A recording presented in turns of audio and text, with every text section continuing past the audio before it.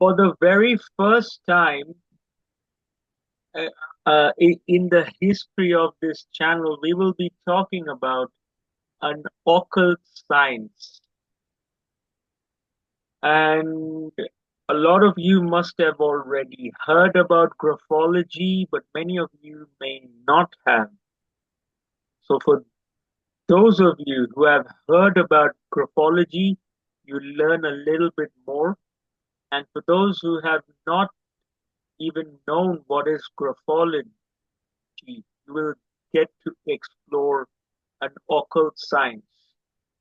I'll share a quick story. When I was at uni, a friend of mine said, if you write down something on a piece of paper, I'll be able to analyze your handwriting and tell you where you are coming from in life and what are the challenges and that you are facing. At that point, I thought, what nonsense. How can handwriting say something? For some reason, I said, let me give 5 or 10 minutes. And I wrote something and I gave it to her. She read it and then she started saying things which were on the spot. And I asked her, but you don't know me that well. We have just met because I was new at university, and she was one of the first few people that I had met at the university. And then again, last year, I got introduced to graphology. Now I practice it every day, and I personally notice that every day the handwriting is not exactly the same. There is little difference. Even if it could be 1%, there is slight difference. And it depends on your state of mind because the way you think is the way you will write because the hand and the brain is connected. In today's conversation, I would like to welcome Shantala, who will share some more insights as she dedicates to graphology. Welcome, Shantala. Hi Krishiv. Hi everyone. Thanks for giving me this opportunity. First of all, let me introduce myself. I'm Shantala D. Kant. I'm a graphologist. Basically, I've been an artist for more than 25 years, but for the past 18 years, I've been teaching handwriting, and I'm an AI enthusiast also. But now, from past few years, I've been concentrating more on handwriting and graphology. Um, yes, if you would like to me to explain more, I'm ready to go ahead. Sure. I don't know if I've been able to properly explain what graphology is and how it differs from general handwriting analysis. So I would like you to briefly tell the audience what graphology is and how it differs from the general handwriting analysis. Yeah. First of all, graphology, it's a detailed study about personality of a person, his emotions, behavior, and it's based on the idea like how he writes and how he shows, how he thinks, he feels, and responds in life. You can say when a person is writing, it shows shows the signals to the brain. Like we all know, like a hand is connected to a brain, and it's like whatever we write, it's related to a subconscious mind. So handwriting is a mirror of your mind, I can say. Like tiny things, how hard you press your pen and how much space you give between the words, or whether your letters are lean or leaning towards the left or right. So it all says about a person's personality. And in simple words, like what I would like to say is like a regular handwriting analysis. There we see more about the neatness of about how the person has written, the legibility. We would like to, will be checking the spellings and or the identifying on the forgeries and all. But here in graphology, we go a little more deeper. We understand how handwriting is like, we explore things like about your confidence, the mood, the decision making style, and how they are social in social life also. And one more thing is like, imagine like if just a person, if you just give a paper to two persons, one person will be just checking how neatly they have written, they'll be checking their spellings and all, and the other person and the shape of the each letter they'll be checking. That is called as basic handwriting analysis. But if same paper is given to a graphologist, like they'll be seeing how a person is thinking, like looking at the formation of the letters, how they feel, how they behave. All this comes under graphology. So we can say like handwriting analysis is how it looks, and graphology is what it means. A graphology, like you can say, like what we see beyond the what we see beyond our eyes, and it studies like about a hand, a reflection of your brain on paper. And we can say like handwriting is related to the hand movements which are influenced by emotions, habits, stress level, confidence, and even past Subconscious experience and all. mind and the Sorry. subconscious mind. The subconscious They see mind. there is a difference between conscious and subconscious Okay. mind. See, what I would like to say is, example, if you are driving, first time when we are driving, we know like we'll be so conscious where is the brake and how we need to turn the steering and all. This comes under subconscious mind. And subconscious mind, what we can say is when you have learned, like after 2 3 weeks, you have learned properly, like even if you are talking with someone else or listening to music, you know like where is the brake, how to turn and all. This all comes under like subconscious mind. So whatever we write, like the letter formation and all, it comes under a subconscious mind. Yeah. Yeah, I mean, this is So the graphology, it's like we can say we are reading between the lines. yes. You are you the formation of particular letters can almost give you insights into the other person's mind, life, Yeah. emotions. The regular handwriting analysis, it's just the surface, and the graphology, it's like you can say what's happening deep between us. Inside, yeah. It is more Yeah. like yeah, yeah. It is a very intuitive thing where you see how a person is writing the alphabet A, B. Is it like this, or is it like this, or Yeah. I like would like to half add, of it? Yeah, yeah, few more things. Like, see, there are no two persons who will be thinking the same way, because as we grow up, we see the world in a different way. See, during our childhood, like all of us, we have got the same handwriting book, like where we copy the same method. But still, as we grow, each one of us will be writing in a different way, because we'll be thinking in different way, because we see in a different way. So a letter formation also changes. There might be a same formation of letters, but there still you can find the difference. And definitely. one more thing also I can say, like just we looking at the same person, we can take a scenario of an examination hall. You can see as soon as we start the examination hall, the first paper will be so neat. But I by the time of the ending of the like after 2.5 hours or nearing to 3 hours, the handwriting would be different, because starting the person will be very calm, and by the end of the paper, like the person is so tense, so that Oh. tension reflects a handwriting also. Is it So you like can see the change in a handwriting. from the minute he or she starts Yes, towards the end, there's a shift.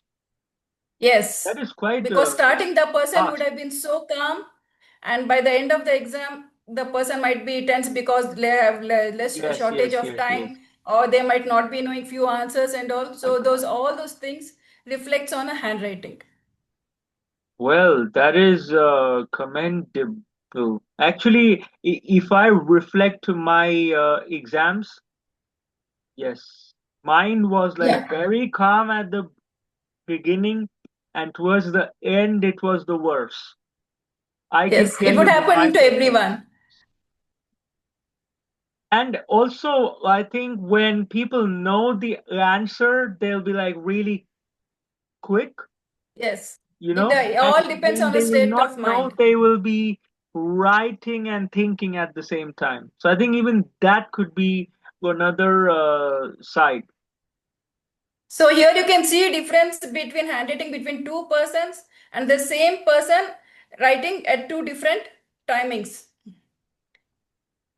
The how the handwriting changes. What ethical guidelines should be followed when interpreting somebody's handwriting? See, first of all, like whenever we ask someone for the handwriting, there is a method like there are few things we ask them to just provide us. Like first of all, we would ask them to write it on an A4 size sheet, and we'll be asking them to write it during morning time, because morning time my mind will be so cool and calm and will not be stressed, so that changes a handwriting also. And we'll be asking them to write it in an unruled sheet, because the whole A4 sheet we can see it as a whole world, and how they write it on an A4 size sheet, how much margin they give, and how they write the, we'll be seeing the baselines, the size of the letters, everything will be seeing. So considering all that, like what I would like to say is the ethical part. If you are asking, first of all, without the consent of the person, we would never check their handwriting. We need a person's permission before we could analyze a person's handwriting, and it would be always confidential. We'll never let others know, or even though if they are close friends or relatives, it will not be known to others. And while giving feedback also, we see that if there we find anything stress or anything negative, if we could find out on them, we'll not answer them like very harshly. It will be like a something like because it's something sensitive. Softer. It will be Yeah, a softer, bit in a gentle soft manner. manner. Yes. And if first we'll see that we bring confidence in them, remove the stress, and the way we answer is very important, because we should not make them scared what we are saying. We should be supportive to them. And next is like we are not going to judge a person just by looking at their handwriting, or we are not going to label them this is the way they are, because when they've written the handwriting, it is the moment, at that moment how they are feeling, and it's not going to be a permanent one. Whatever at that moment they are feeling, they are expressing on the paper. We will not be saying that person is good or bad, something like that. Just looking at the traits, we'll be analyzing how they are, and not like just one trait. We are analyzing this person is like this itself. We will be like combining few traits, and we'll be analyzing how they are. In a And very productive, in a constructive yeah, manner, constructive manner will be. and not at all making any personal remarks. So it will be Yes, we are not going to make very any much personal remark. to the point. And Yes. do you first and do you ask a client uh, before analyzing the handwriting as to what challenges they are facing in life, or do you do this after they have written something? See, before we would never ask, first we'll ask them to give their handwriting, we'll give them a format, how it has to be written. After analyzing, then if we come to know, like if we find some traits or something, then we'll be asking them if there is anything issue or anything. Correct. And just for the viewers, how often should you get your handwriting analyzed? On average. Maybe around 6 months to 1 year. Okay, every 6 months to a year. Yeah, Okay, it depends on their mind condition, like how they are, or like it depends. It's not the same for everyone. yeah. So, okay, on average, once, maybe at the most twice a year, you should Yes. do it. Yeah. What are the key elements you examine in handwriting, and how do they correlate with some personality traits? See, first of all, there are many things we'd be analyzing in handwriting. What I would like to say, first we'll be looking at the slant. Slant means how they have tilted the letters, whether it is towards the right, left, or it is straight. It shows how they respond emotionally. If the handwriting is slant, you can say they are open, expressive, emotional, warm, and they like people a lot. And if the handwriting is towards the left, if they have written in left, right, left side slant, it would be the person is very careful, emotionally reserved, and possibly an introvert person also. And if the handwriting is straight, we can say the person is calm, balanced, and they're logical persons. And next, we would be seeing about the pressure also. How much pressure a person has put on their pen while writing. This shows how deeply you feel about the things. Like if we can say heavy pressure means intense emotions, determination, strong feelings, and energy. Then light pressure would be sensitive, gentle, and sometimes low energy also. And uneven pressure would be like up and down between heavy and light. So how emotionally they are feeling. And next we would be considering about the size of the letters. It tells us about the self image and social behavior. If the letter is quite big, it shows they are very confident, social, and they are attention seeking or dramatic persons. And if the letters are very small, it shows they are very focused, thoughtful, detail oriented, and possibly shy persons they are. Usually, you can find these kind of persons in a scientific field, they'll be like in research and all. And if the letters are medium, these kind of like balance between the large letters and the small letters. Next, we would be considering about the space between the words and the lines also. So this reveals about the interpersonal needs, like wide spacing. They want to be always independent. They need more space. They don't like to be socialized. And next, very tight and narrow spacing. These people they need more company, and may get gently may get can say easily attached towards other persons, and they're more close and they're more dependent on others also. And wide line spacing between the lines, what you can say is they're organized and clear thinking. They know how much work has to be done, and they're more organized. And next, we'll be seeing about the margins, like how they write on an unruled sheet. As I said, we ask them to write it on an unruled sheet. So how much of margin they have given on top, left, right, and at the bottom. Everything we would be considering. So all this shows how it relates to time and their life. So when we see there is left wide left margin, when we see a wide left margin, it shows that um, The person wants to leave the past behind. He doesn't want to get connected towards the past. And if it is a very narrow left margin, it shows they hold on to the memories and they hold on to the roots, like you can say either family or their place, everything. It's related to that. Next, we can say wide right margin. So in wide right margin, it shows near to the future or hesitation. And narrow right margin, it shows they are fierce to the future or takes small steps. And a narrow right margin, you can say this person, they never leave any opportunities also. Whatever opportunities it comes, they just grab it.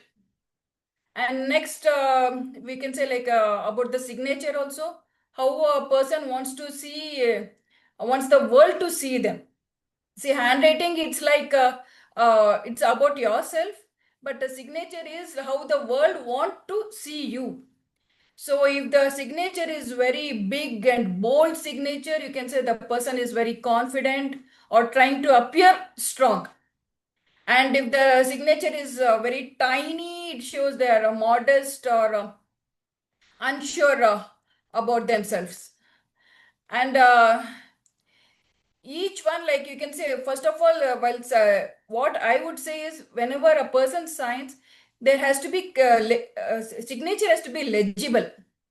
If you make the signature more complex, it shows like your life is also a little bit complex. You don't want to make it too much complicated. So always I would say like keep your signature simple. Don't make it more complicated. The more simple your signature, your life will be more simple. That would what I would like to say. And there are so many things, but due to shortage of time, I can't explain the whole thing. This seems like not a three, but maybe a four dimensional where you look, where you analyze the handwriting in the two dimension, the Yes, margins and the spacing from left to from left to right, and also how much pressure the person is put, yes. and then Each and through everything is reading. important what you write on a paper. I would say personally, graphology is like a four-dimensional, science with a sixth sense of Yes. the graphologist. Thank you so much, Shantala. You shared everything in such a insightful way. And do you have any final thoughts for the audience? I would like to say, like, try to write neatly, and you should know the correct formation of letters, how it has to be done. If anyone needs any guidance from me, I'm always ready for that. Yes. Thank you so much. I will see you soon. Yeah. Thank you so much, Krishiv.